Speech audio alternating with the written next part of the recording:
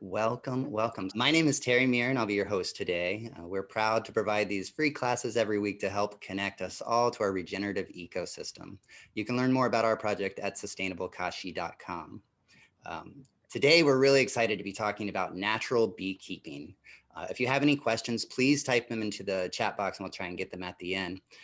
We have Ange and Bee with us, and they are beekeepers, educators. They're dedicated to helping these beautiful little creatures have a safe place in our ecosystem. And when I first met these two beautiful human beings, I could instantly feel the authenticity and love that they have for the bees and for the planet. Their approach to beekeeping, their interconnectedness really impressed me. And I'm really excited to have them share their passion with us all today. So thank you for being here, Ange and Bee.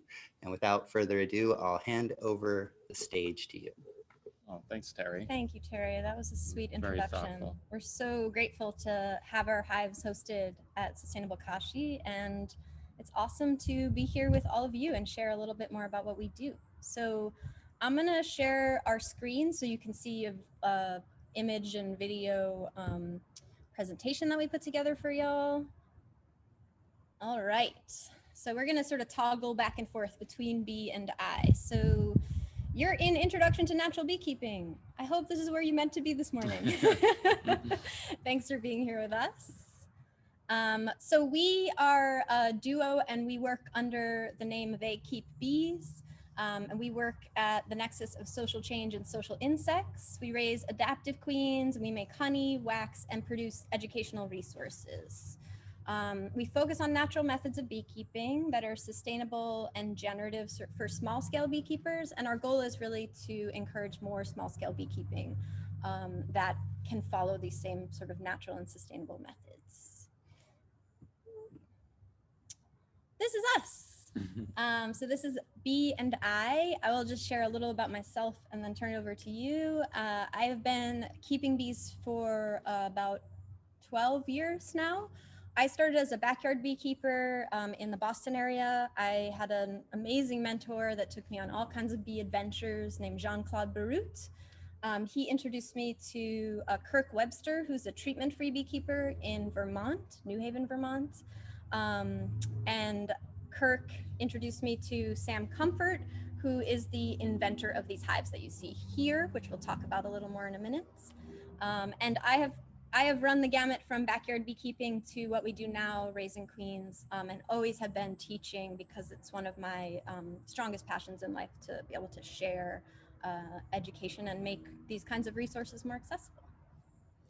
I am B. I'm in the foreground of this photo, if you can't tell, but I have a little bit less experience overall with on the beekeeping side. I've been doing it for a couple of years. I felt like a pretty natural inclination to get into this craft, and I'm really excited to be involved in the business side of things as well at this point.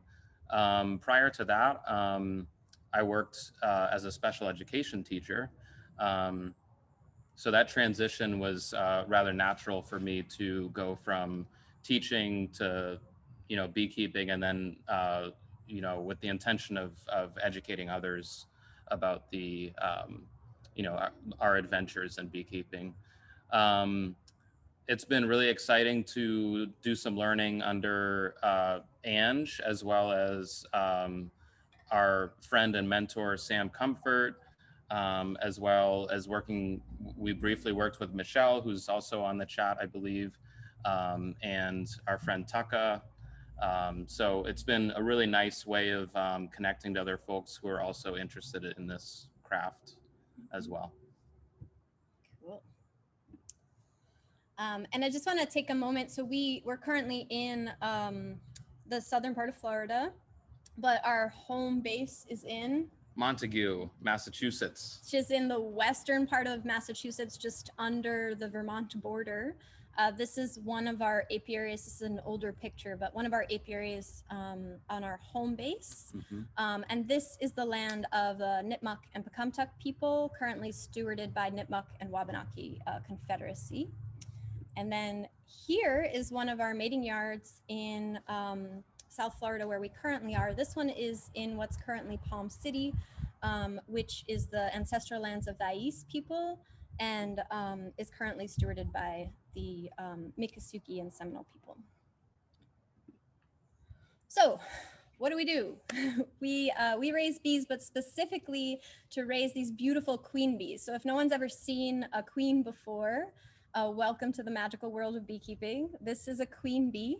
She looks different than your worker bees or your drone bees, which we'll look at in a minute, because she's got this really long, this is called her abdomen. And that's how you differentiate her from from the worker bees that are inside of the hive.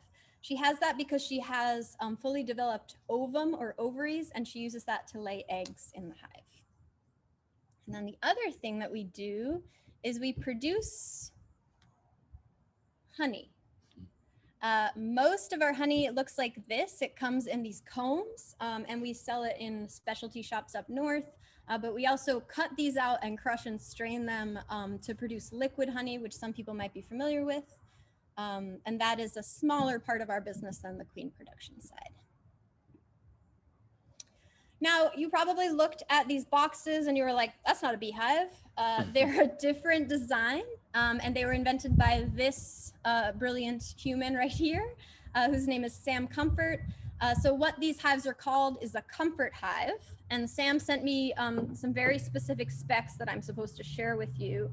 So the comfort hive is, it has a bottom board, and then it has an internal dimension of 11 by 11, a height of 6 inches, and the external dimension of 12 by 12. And I'll give more details about this, but I'm gonna turn it to B to talk a little about the specs. So this is the hive. Sure. So we've got, let me hit pause. You can see on this shot, if you look into the box, there are some skewers. These are actually cut bamboo skewers that we purchase at Publix down here, which is rather convenient. And then we cut them down just to make them, long enough for the hive itself. Alternatively, you can just rest those bars on the very top of the box, and you don't have to do any cutting at all, which is kind of like the next generation of Sam's design. So we're still a little bit behind, but we're catching up. So that's in itself, that's the frame design. It's very straightforward, very simple.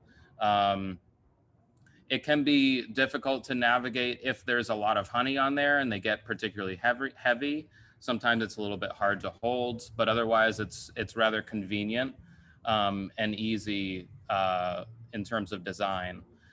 Something to mention that's important about the difference between this and Langstroth beekeeping, if you're familiar with Langstroths, is that those have a natural space that's designed into the frame. Whereas these frames, you have to be very careful about how much space you're giving the bees. So if you're either too tight or too far away, they will either attach them if they're too far away. And if they're too tight, you'll have issues with hive beetles and other pests coming in and robbing some of the honey and weakening the hive. So that's something to be aware of if you're interested in attempting to try this method. Talk about the bands. In the still shot here, you can see some zip ties. So those are used to attach comb onto these bars.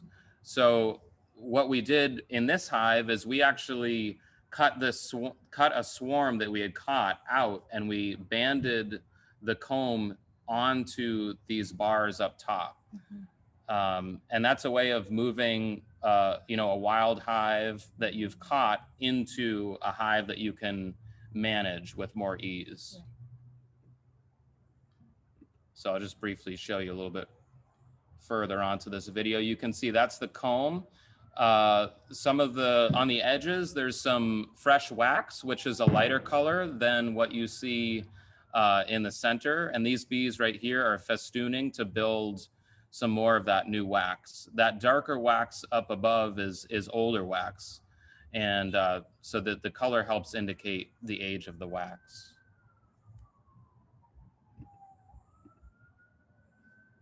There's Ange.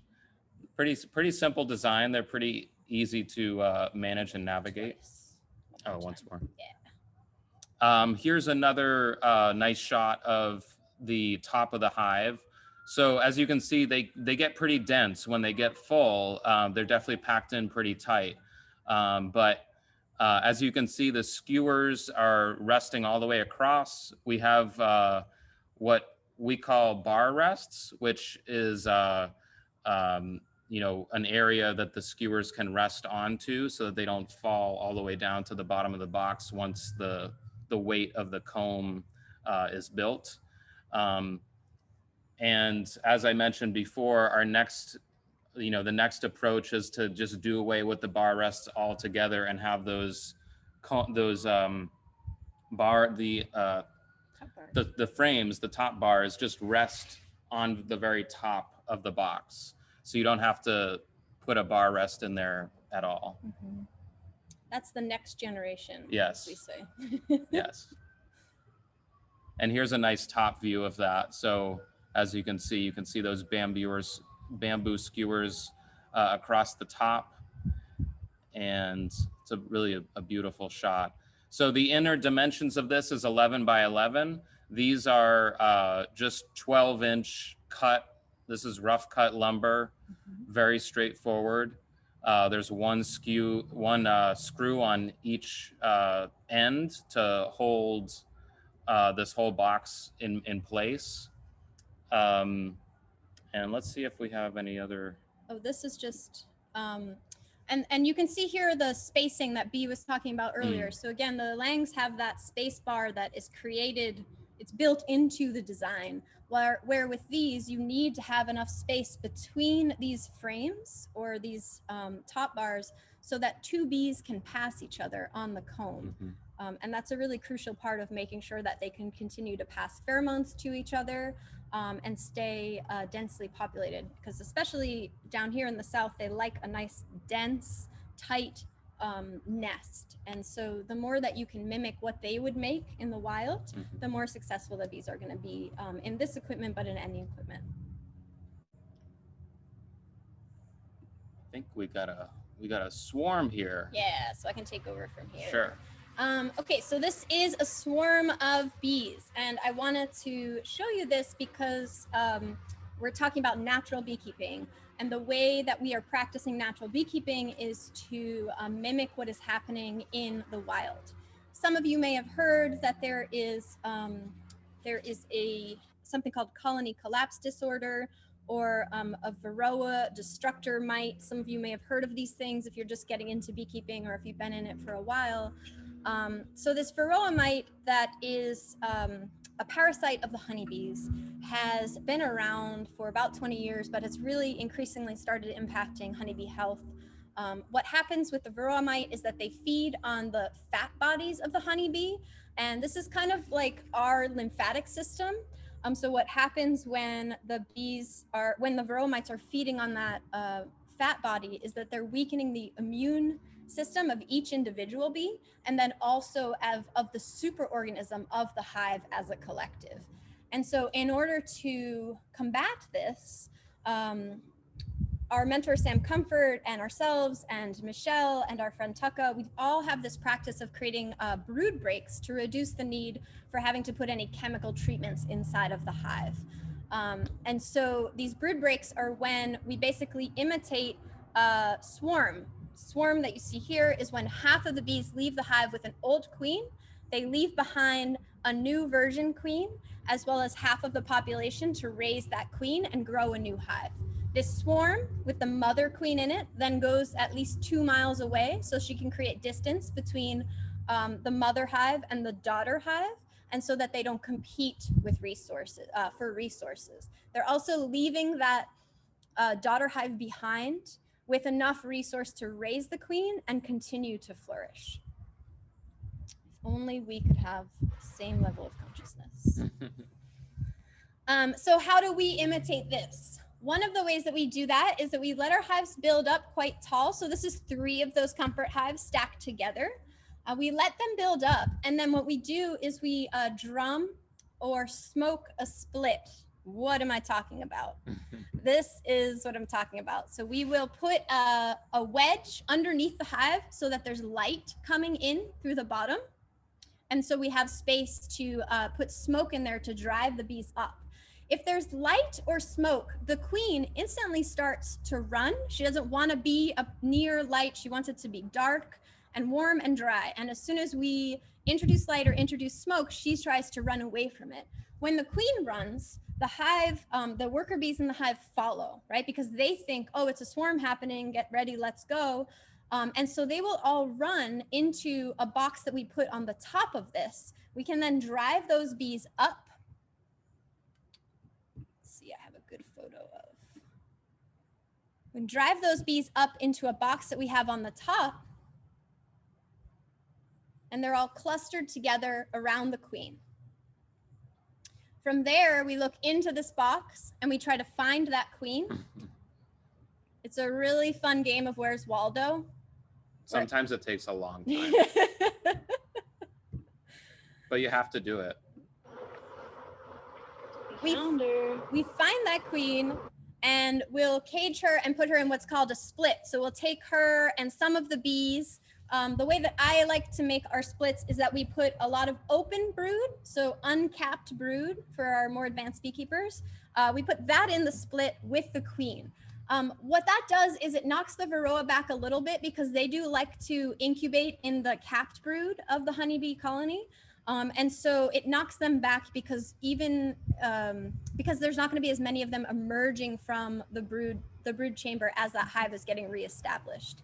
So we'll put open brood young bees, and then we'll shake some of the bees that you see in this box into that new hive and take it and bring it to a new location. So we have these hives set up at Sustainable Kashi.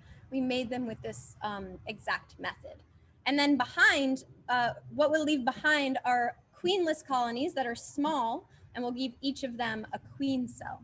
Do you want to add anything? Yeah, the other advantage to the open brood being left or being taken with the split is that since these bees have been so disturbed, giving them some work to do as nurse bees to raise that open brood will more likely keep them with that new split. Yeah. Whereas there's we've had instances where when they experience disruption, they're more likely to want to leave again. So the open brood is important for that as well. Yeah, gives them something to focus on.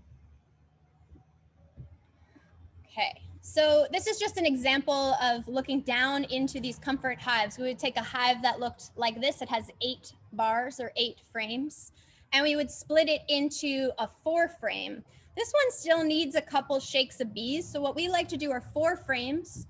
2 of these frames would be brood, hopefully open brood. And then the 2 on the edges here, those would be food. So you want to have nectar, a little bit of pollen is always great too. And then we would take 2 of the bars that you see in the very densely populated hive, and we would shake the bees from those 2 bars into this little split. And that's how we would make a split. This is also a little bit thin. Yeah. Like that's a little small, but you know, this would be something that you could pull off if you knew there was a strong nectar flow and you knew that they were going to just go crazy and start building wax as soon as they got in there. But you just kind of, you need to know your environment at the time and the timing. Yeah, definitely. So in the hives that we leave behind, I mentioned we put a queen cell. So I wanted to just show you what that is. Every single egg that is 48 hours old or younger has the capacity to be a queen. After that, their diet changes and they become more likely to be a worker bee. So we can actually take advantage of their life cycle. We can graft or take those 48-hour larvae. We put them in these little cups and we put them in a hive that has no queen, and they'll raise the queen who will emerge about 10 days later. So this is actually a virgin queen who is chewing her way out of this cell. Now you want to be careful about this, because if you had her with all of those other cells and she emerged, there's definitely a possibility that she's going to go around and start tearing down all of those other cells that you have in there in the background. So, you know, there's always a risk there, because what they are going to do is they are initially going to go around and find any other queens around and try to basically kill all of them. Yeah. They want to be the only queen in the castle. Yeah, so queen raising, advanced level beekeeping, in the next couple of years, we're going to be doing a lot of teaching about queen raising. So if you're interested in that, we'll have some links for you at the end. But just giving you a sense of how we are using the hive's natural instinct to both raise queens and swarm, so that we can create brood breaks. So again, any of these little tiny larvae that you see here that are shaped almost like C's, those can be queens. And we'll take those out with this little tiny tool under a magnifying glass, and we will put them into cells. And then from there, we'll take those cells and we'll put them into a very populous hive like you see here. This is bee placing a bunch of cells into this hive that is queenless, and it's called a cell raiser. So the cell raiser is essentially, mostly you want as many nurse bees as you can, sorry? Go ahead. You want as many nurse bees as you can get in there, because you want the bees to raise those queens as well as they possibly can. So not only do you want nurse bees, you also want a lot of nutrition. So you want a lot of nectar, mostly nectar frames. You can put some pollen in there to also encourage the nutrition. You also need, you could use some capped brood if you don't have as much population as you might want. Some capped brood will ensure that you're going to get some nurse bees when the brood hatches. Anything to add? No. And again, if you are a new beekeeper and you're like, what the heck even is a cell raiser? This is some next level stuff, but it really gives you a sense of how we're using the swarm instinct to get bees to raise queens. And then we're using those queen cells to give our hives what's called brood breaks. This makes me miss home. So all of those cells get fed by the nurse bees that Bee mentioned earlier. They get fed a special diet that includes pollen, royal jelly, and all those workers eat loads of nectar making those cells. And it's hard to see on here, but I'm going to go to the next one. Sure. And then 10 days later, we pull those cells out, and they are these beautiful, there we go, capped cells, and they are just those little queens that are ready to chew their way out and emerge. And as Bee said, we want to make sure that this queen here in the first cell doesn't chew her way out and destroy all the other cells. So it's important for us to take those out, and we put them into all those queenless splits that we mentioned earlier. So this is a close-up of a queen cell, and you can see at the top of the cup, there's tons of royal jelly that those nurse bees fed the queen.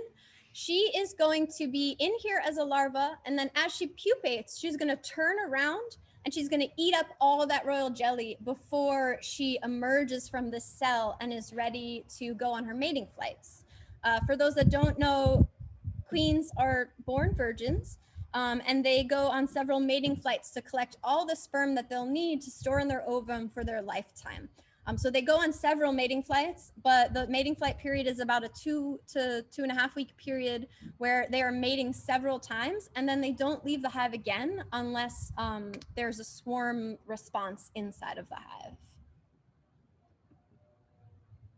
So again, those cells will go into these little splits that we made, like this one here. And then we'll wait 3 weeks and we'll go back to this hive, and they'll have grown up a little bit and they'll have raised their own queen. And so from there, we're able to catch our queens and supply them to other beekeepers. This is a little video of us queen catching. So it's fairly simple. We go in, we take our hand, we make a tiny little sort of hand queen cage for them. Place that gently down over the queen. She'll usually run up into that space because she likes that the darkness, and then we'll use our hand to cup her, hold onto her and put her into a queen cage. Anne says that it's fairly simple, but it's really not that simple. We've just been doing it for a little while now. These are, this is one of our favorite queens. Her name is Diddy. She just got into our breeding program because she turned 1 year old. And we do have we use certain families and lines of queens because we're trying to select for resistance to Varroa mites. We're also trying to select for bees that can do well in our migratory operation. And we're trying to select for queens that are vigorous, produce honey, grow quickly, but can control the Varroa mite population inside of their hive. And so we have maybe 10 breeder queens right now that we're constantly evaluating, looking at, checking, and then grafting from if we feel like we want to propagate those genetics. And up north, it's the standard for selection is, did they survive the winter? Yeah, they have to survive at least one Northeast winter, which I don't know if anybody on this call knows, but those are long and brutal. This is another example of one of our queens, which I just put in because, we're not selecting for a certain aesthetic with our queens. We really want them to be vigorous. We want them to be healthy, and we're not like, oh, we only want to have queens that are yellow. I think somewhere that queen selection in the US really has lost out over maybe the last 100 years is that we've selected for traits that are about aesthetic and not selected for traits that are about vigor and health and what's like closely matching the needs of the natural hive. And I think there are several breeders now who are moving towards that. But over an entire generation, we've sort of lost a lot of genetic material and diversity because of that. So we're trying to reclaim that, and that's a big part of the work that we do and some of our friends do. Yeah, we've created a lot of bottlenecks over that time. Yeah, so we're trying to remove some of that hindrance. This is a box of queen bees. So all of these little cages, these plastic containers, you say each contain a queen. And we both sell them locally where we are in Florida and Massachusetts, and we ship them to beekeepers in different parts of the US. So this is a lot of different queens that are going to a lab to be analyzed and further studied. And then all these little bees that you see on top of them are their attendants. So the bees that will take care of the nurses on the journey from where they are to where they're going.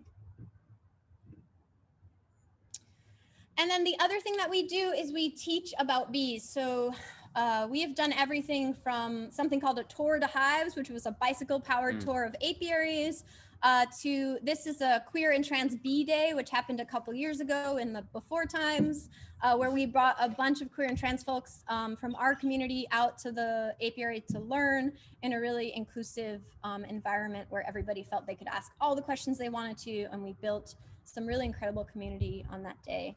And then this is a second generation comfort hive. So as Bee mentioned earlier, the design has shifted to remove the bar rests and have the bars go across the whole box. And I'll put Sam's specs for this in the chat for people who are really hungry for that. But the goal is to have these boxes not just be single deep now, but double deep. So that they are more capable of wintering, so that they're a little bit easier to manage using walkaway or split methods. So you don't even have to know how to graft. If you want to work with these hives, you could actually learn how to make good quality walkaway splits.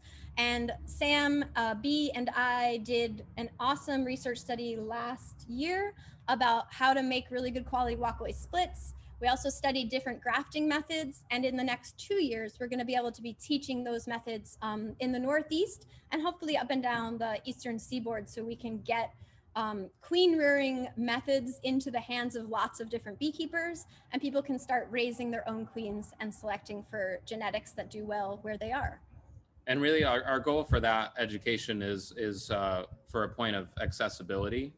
So right now, queen grafting is a rather specialized approach, and our goal is to create more access for other people who are just getting into it or are excited to take the next step. Right. So everyone can be doing implementing natural beekeeping methods, responding to the swarm response of the hive, and also growing their own apiaries without having to buy bees. I think Dan, who is in the chat earlier, mentioned that he has trapped swarms for the last several years and not had to buy any bees. And really, that's what we want to see, is that where people are less reliant on having to buy packages of bees or nooks, but they're making their own bees in the bioregions where they are. And that is our entire presentation. So I'm going to stop the share, and I will, in the chat, drop a couple of links about our business and how to stay in touch with us, and some promos and events and things that we have rolling. So let's see. So if you're really excited by what we're doing and you want to stay in touch, we have a website where you can sign up for our newsletter. We also have a web shop right now, because we are on the road doing queen production.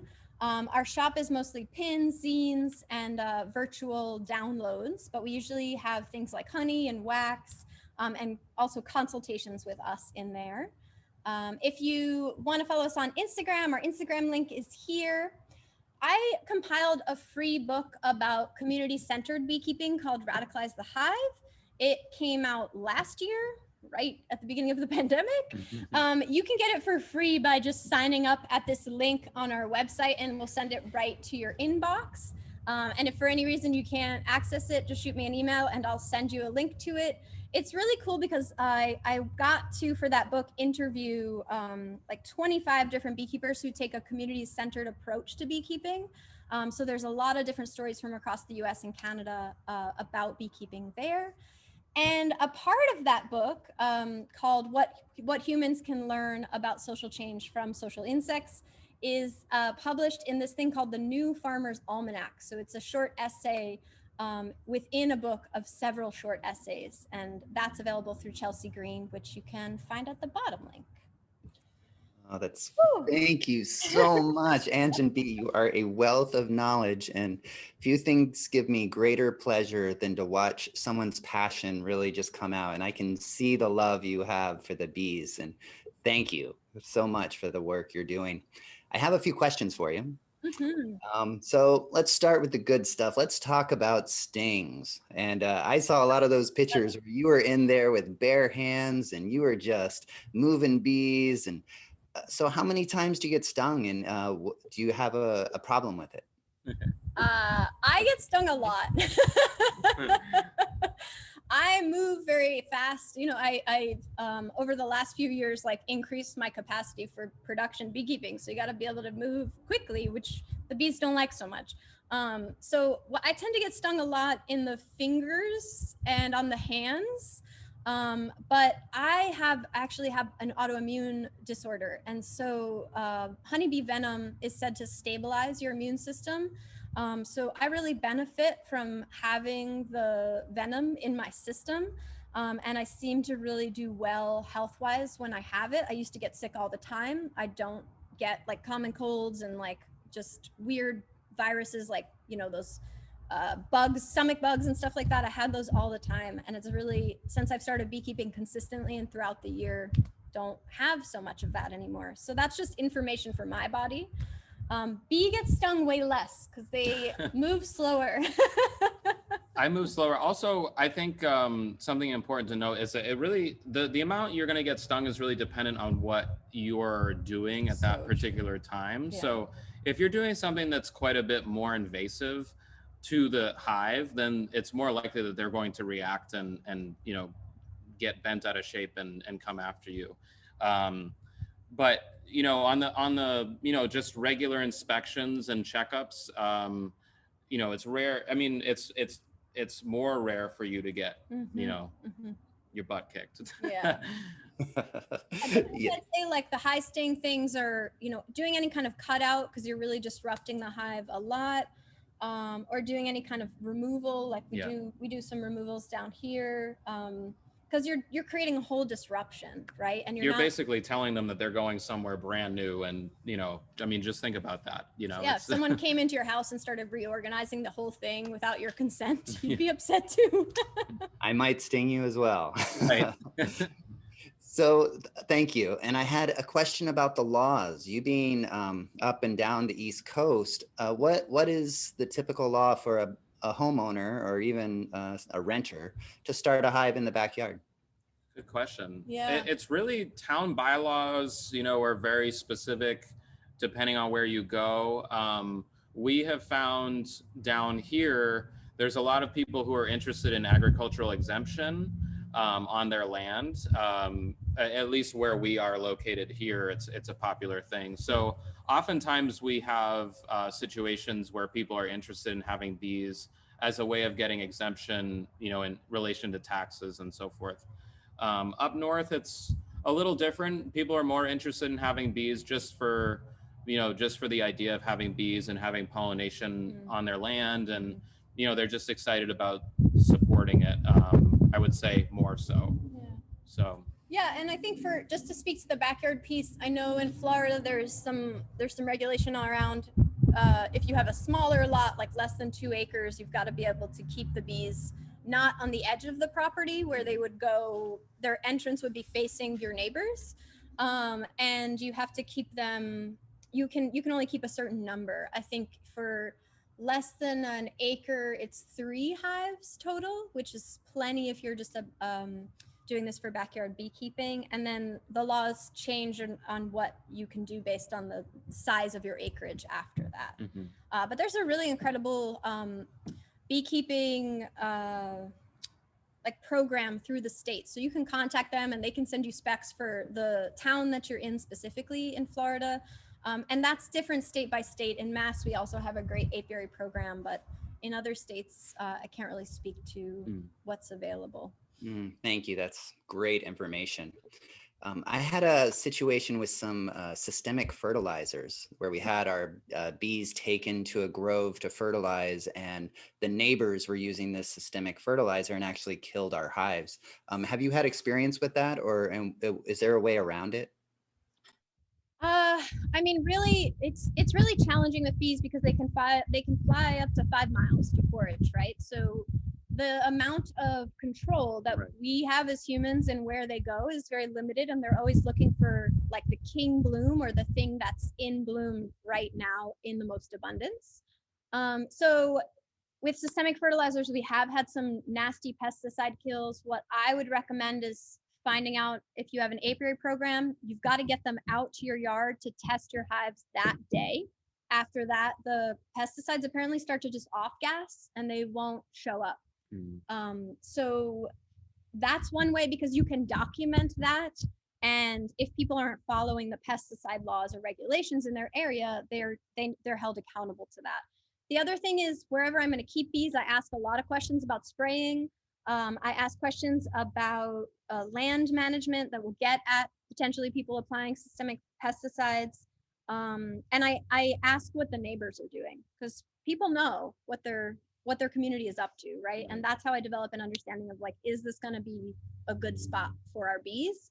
And especially at our scale, I wouldn't want to put 30 to 60 hives in a location and come back and have them all experience a pesticide kill. So we do a lot of our legwork before we site an apiary. And if you're doing a backyard beekeeping venture, write letters to your neighbors and communicate with them. Hey, I want to keep bees. Pesticides are damaging to bees. Here's some alternatives. Create that communication channel with your neighbors early and often, because a lot of people want to be involved in supporting pollinators and are eager to think about alternative ways of doing things. Thank you. That's wonderful, and I imagine it's a wonderful community building exercise as well. Yeah, little honey goes a long way. Yes. We have a technical question, and how do you cope with the gaps between the next generation skewers resting on across the tops? Oh, good golly. The gaps. Oh, yeah. Okay. We actually have been using, Sam started using towels. So what happens is when you use a towel as a lid or an inner cover, the towel will actually compress when you put something on top of it. Whereas before we were using Reflectex, which is like a plastic, it's almost like a bubble wrap, but it's an insulation material. It's like a silver, I don't know if we have any photos of it, or if we have any. We have some in the van. Let me just grab it real quick. Yeah, so the towels help, and then to transition from the short bars that had a bar rest on the side, you could use a zip tie, you could use a rubber band around the entire comb.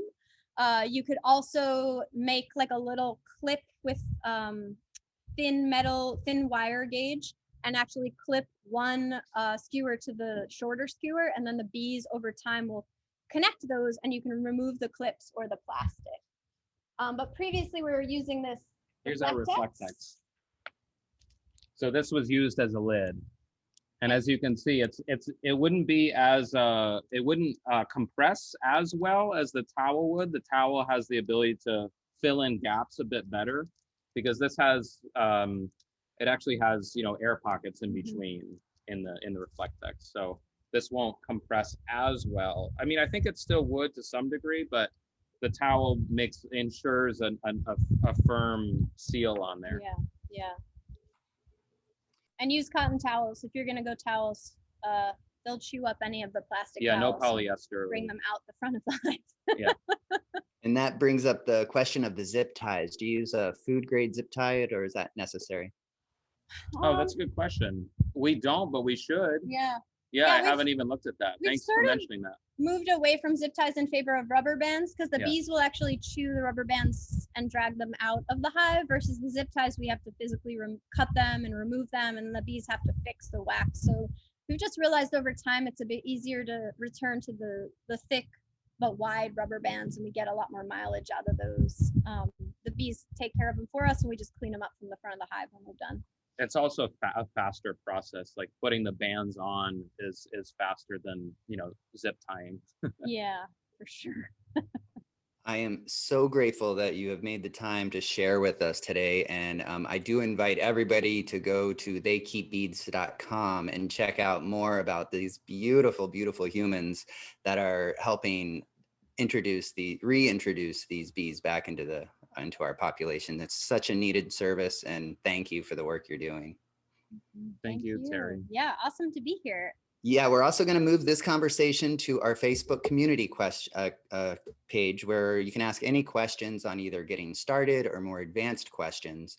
And that'll be a great place to field these questions, to really make sure everybody starts working with these bees if they want to.